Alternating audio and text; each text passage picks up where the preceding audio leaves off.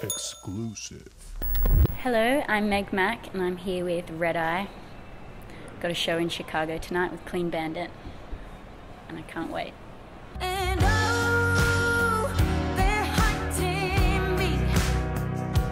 So I'll go and I'll change my name. Well, you just had an awesome time at South by Southwest, it seems like. Really a lot of people are talking about you. Is there an untold story from that experience, something that really stood out, either as a performer or an interaction with the crowd? I think I was shocked by the crowds because I thought it was going to be harder. Like I thought I'd have to work hard to get people's attention, but everyone was just in the best mood and like actually listening, and like I was pretty shocked by the audience. And then like lots of Australians were there. Oh yeah? Yeah. So I had a few people like shouting out things. What do Australians shout to identify themselves? They would say things like Triple J, which is a radio station in Australia that yeah, I do stuff. So what type of hard work were you expecting that you didn't have to do in terms of getting people to pay attention? Just like performing and trying to like put heaps of energy and get everyone's attention to focus and listen. But yeah, it turned out to be like more fun than hard work. Did you see any other shows where it seemed like that was necessary for the artist on stage? Because you have such an incredible voice. I feel like the second you started singing, anyone was probably like, never heard of her. Oh my God, this is great. I don't know. I saw a few bands, but mostly everyone was pretty positive. But yeah, I didn't get to go out to like more party things because I kept having to be a nerd and go to bed so I could sing. 'Cause my songs are hard to sing. How much have you seen people in tears at your shows, and how much can you tell if they're tears of joy or sadness? I'm pretty sure the only person that's cried at my shows is my mum, probably. I've seen one person that was in the front and was like crying and singing along, but that's it. More like breaks my heart. To see them crying as they sing? Yeah, because it's like emotional. Is that a compliment though, that they would? Yeah, definitely, because it means that it makes them feel something, which is what it's all about, I guess. Have you ever considered having like a box of tissues at the front of the stage just in case? I don't know. Maybe if people started crying every time, I'd start bringing tissues for people, but hopefully I don't make people too upset. You've been singing for a long time, it seems like. Can you think back of the first time you discovered... I mean, it seems like you knew that you liked singing, but what was the first time where you like did it and then you're like, whoa, this is not only fun, but like I'm kind of good? Or did you think that at first? No, I just sang because I like was obsessed with it, and anything I couldn't do, like if I heard a singer do it, I would be like, how did they do that? And I'd have to work out how to do it. But I didn't really... I guess when I started songwriting, like when I was about 17, that was the first time I was like, oh wow, this is like... It was kind of overwhelming to think of all the possibilities of things I could sing that had never been sung before. And yeah, it was like a mix of that and just like excitement. And yeah, I was like, wow. And it was really special, and then it meant more to me than just like singing and a challenge. It was like... What do you mean when you say things that have never been sung before? Because when you grow up singing, you listen to songs that you like and you sing them and you kind of try and mimic singers. I guess that's how you learn how to sing. But then when you're writing your own song, it's like no one's sung that line before, so you have to kind of make up how you're going to do it, and then you can kind of freak out with the like endless possibility of how to say one word. It's like, but it's kind of fun. Well, I think that's awesome that you're thinking about that, because I think there are a lot of artists who actually don't care about originality that much. I mean, how many times do we need to hear people say the same lines about like, oh, I just want you to breathe, or put your hands in the air. I mean, we've heard the same things over and over again. I guess. I mean, do you think that's sort of a rarity at this point, that people are trying to actually care about whether something has been said before? I don't know. That's just what I do. I can't sing something unless I mean it. Like I feel like a fraud. So I kind of have to put a lot of work into writing songs, because it's really difficult to perform, to stand in front of someone and sing and be like lying. So I've got to like really mean it. So obviously people are only able to hear kind of a handful of songs from you at this point. Do you when you think ahead to the stuff that you're working on or that you might want to work on, do you see yourself ever writing songs where you kind of become characters? You know, obviously, like you said, you feel like a fraud if you sing something that you don't feel, but like, could you write a song about a professional basketball player if you felt like you could understand where they were coming from? Maybe. I don't know. I feel like one day I'm going to be able to do that, but for now I think maybe I'm a bit self-involved. But I think definitely I want to like work on my songwriting so that I can kind of treat it like work and write songs and be better at like getting into other people's heads and stuff, because at the moment I'm a bit stuck in my own head. But. Have you always had this contrast between, you know, you said that you're somewhat of a quiet person off stage and but a dynamic performer on stage. Have you always had this contrast, and what do you think comes out of you? Why is it that you feel comfortable in that major public setting and then with few people around you're just kind of more reserved? I don't know, it feels so good to just sing, and I feel like I can singing lets me get everything out, and I'm not, like I can just be honest and just be myself. It's like when I'm talking and interviews and things, it's like I feel a bit like, I don't know, not as comfortable. I feel comfortable singing. Why not just walk around singing all the time? Because it would be really annoying. I do sing a lot at home, but probably annoy people. Are you familiar with the show How I Met Your Mother? Yeah, I've seen a little bit of it. Have you seen when Marshall as he's doing household chores, he'll be like, making a sandwich? Is that the kind of way that you sing at home? No, I wouldn't sing about, I just sing, not really singing my activities.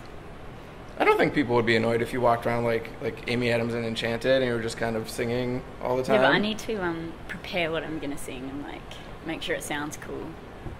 Because if I was just singing like off the top of my head, it'd probably be really bad choices of melodies and words and stuff. Why? Can you give an example of what you're thinking when you say that? No. I've seen a lot of people writing online stuff about like the search for the next Adele. How tired are you of those comparisons already? Not because you're not complimented, but just because like why do we always have to bring that up? I'm used to it. It's kind of, I feel like I'm not the only one that gets compared. Like anyone who's new comes out and then people want to say what it is without saying that it's me. So. And I guess it's like same genre, same kind of big voice thing. So, I don't know. I can see where it comes from, but yeah, it's not really annoying because lots of people like Adele, so hopefully lots of people will like me, maybe. Who would be someone that if they said it's the next blank, that would annoy you? I don't know. Probably someone that I thought wasn't a good singer. I'd be really offended. But I'm not going to say. I don't want to get in trouble for saying something. Well, you've said that roll up your sleeves in some way feels like it was advice to yourself. But how often do you literally tell yourself everything is going to be all right? Never. That's always someone else's job to tell you that. But when I'm like upset, I tend to like not tell anyone that I'm upset and kind of deal with it myself. And then roll up your sleeves, help me, and I needed someone to tell me that everything was going to be alright, but I wasn't going to admit that everything wasn't alright. Why not? I don't know, because I'm learning. I don't know. Can people tell when you're upset though, or do you have a good poker face and they would never know that something was wrong? I don't know. I've got that bitchy resting face thing, so I think most of the time people can't tell what I'm thinking, or they just think I hate them. Has that happened before? Yeah. Most of my friends say that they thought I was a bitch before they were friends with me. Really? Yeah. Just because of... Did you think I was a bitch? No, not at all. Okay, good. Well, you've said that singing really makes you feel good, it makes you feel better.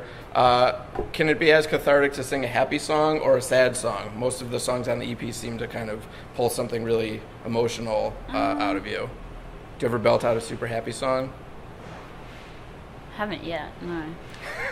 I have moments of happiness in the songs. Like I feel in Roll Up Your Sleeves when I hit the chorus, I always feel really good. And then when you like, I feel like I kind of smile a bit, but yeah, I haven't really been. Usually, if I'm really happy and having a good time, I'm not thinking that I should write a song. Maybe I more use it to like help myself. That's how I started songwriting. Right. Well, most of the best art comes from people who are miserable first, I guess. Yeah, something like that. Well, then, if you're having a great day, is it ever hard to get into that mindset of where you're performing these songs? We have to start from that low level. Nah, I'm pretty good at like working out times to get in the zone. Yeah, got a few things I like to do. What are your methods for getting in the? I figured out one thing. It's kind of lame. I figured out if you don't go out on a Friday or Saturday night, you stay inside and you automatically feel like a loser. That's one of my things. It's where I live in Melbourne. It's like you can hear people partying, and then when you can hear people partying but you're not and you're by yourself, you're automatically going to let some things out. So is that what you're thinking of before a show to get to that place if you need to? Because you don't have the luxury of choosing to schedule it now. For a show, it's not like I enjoy shows and they're like it's a show and it's rehearsed and I kind of just enjoy singing. But songwriting, it's like the stuff doesn't exist yet, so it has to come from a place that is like natural. It's not got like lights and a band and stuff. It's just me. So it's like, I really need to write a song in the next few days. I'm going to stay home for a couple nights, feel shitty, and get to a miserable place. Sometimes, if I don't. But I find it really hard. Like, if someone was like, if you were like, you have to write a song today, I'd be like, I can't like, force a song. It just doesn't work. So some days I try and I'm like, oh no, not feeling it today. Maybe it's laziness, I don't know, But then feeling sad about your inability to write a song could create the sadness that would allow you to write the song. That's true. I should try that one. I haven't done that yet. Well, I know you are going by Meg Mac partly because to avoid people mispronouncing your name, and that when you were younger, your mom had a song to teach you how to pronounce your name. Yeah, she did. Can you share with me how that went? Yeah. I haven't done this before. I haven't sung this for a long time. So my name's McInerney, and the song went McInerny, like that. That's fantastic. Yeah, it's cute. So that's how I learned how to spell my name. My last name is Pais. Pais. We didn't have a song. It was That's too easy. short, I think, yeah. But now I kind of... Pais. It's cool. Totally going to steal your melody for my kids. Oh, My my mom's non-existent copyrighted children. that. Did she? No. Damn it. She probably stole it from somewhere, I don't know. Yeah. Can you either quote a movie that you love, tell me the worst pickup line you've ever heard, or do your best impersonation that you have of somebody? Do I choose one? You could do any or all of those. I'm going to choose the pickup line one. Okay. Once this guy on the street just came up to me and said, "Beer makes me do this," and kissed me. And I was like, whoa. Like, beer made me do this. I just blamed it on beer and then thought he could make out with a girl by saying that. Yeah, that's not okay. No. How did you react? I just burst out laughing because it was so funny. And then he tried to do it to my friend. He said the exact same line? Yeah, then we were just next to each other, and then he tried to do it to her, but she was like, obviously just saw what happened, was like, who are you? But did he re-say the line before kissing your friend, or he just went in for No, a he kiss? said the same line again. as if she hadn't heard him say it to you. That is outrageous. I don't know, I still can't believe that happened. What's something that you love when people do at your shows, and what's something you really don't like when they do at your shows? I love it when people move. Like, there's nothing worse than like trying to move on stage, but everyone else is like this. So when people move, I feel like I move more, and you feel more like connected with them. And then I guess I hate it when people. I hate it when it gets to the silent bit of a song, and you're trying to be really dramatic, but then people are talking. That's probably the worst bit. Is it ever okay for an artist to tell the audience, please shut up? Probably. I did it once because I have this song with a loop pedal, and all these guys, like, they'll be nice, and they're like, I love you. I'm like, and talking to my sister, who was my backing singer, and they're just like, we love you. But I was like looping something, so I was like, I'm really sorry. Thanks for loving me, but do you mind being quiet? Because otherwise I would have just looped, I love you. Every 30 seconds, I love you. Because they were like, had really good projection in the front row, right near my microphone. So. And were they respectful of that? Yeah, because they loved me, so they'd do anything for me. No, yeah, they were fine. They were quiet. If someone's screaming, I hate you, you can't really say, please, save it for the end of the show. Well, you paid for a ticket, haha.